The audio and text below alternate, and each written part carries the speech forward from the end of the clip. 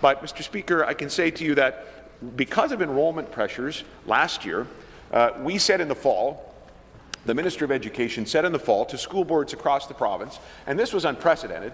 I echoed the same comments in the growth plan speech I gave in the fall as well. The message to school boards was this: we know that there are more people moving to the province than ever before.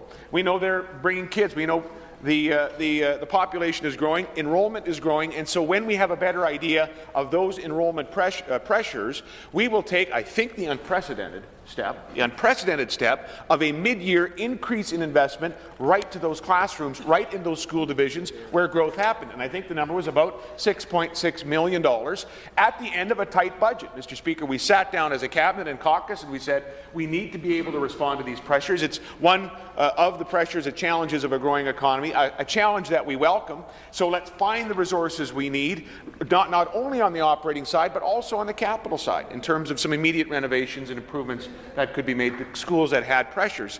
And that is exactly what we did, Mr. Speaker. We kept the promise that we had made, that we would be there in the event that there are enrollment pressures, Mr. Speaker. The budget speech and all of the interventions on this side of the House and the interventions of the Minister of Education have been quite clear. We will also be there in the future in terms of enrollment pressures. The best indicator of future behaviour is past behaviour. That's something we're pleased about on this side of the House. They're probably not that happy about it on that side of the House, because the past behaviour of members opposite when they were in government was, well, a couple of things with respect to the enrollment pressure. They wouldn't have had to make an in-year investment in education, Mr. Speaker, because there were no enrollment pressures when the population was actually declining or was stagnant, Mr. Speaker. That was the reality under the New Democratic Party. In fact, Mr.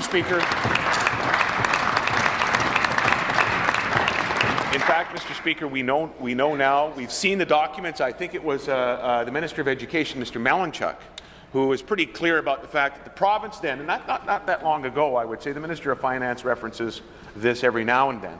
Not that long ago, the NDP were saying, we just think enrollment in this province overall is going to go down, because we believe the population is going to continue to fall, that we're going to continue to see the demographics in our province age, frankly, and there will be fewer and fewer students. There was never really a plan, by the way, by the NDP to change that fact, to say, no, that can't be right in a province with all of these resources, with the great people that we have in this province of all places, where we have literally what the world wants, a world that wants food security and energy security. In that world, we should have a vision for growth. They did not. They had a vision for decline. And guess what, Mr. Deputy Speaker? Guess what?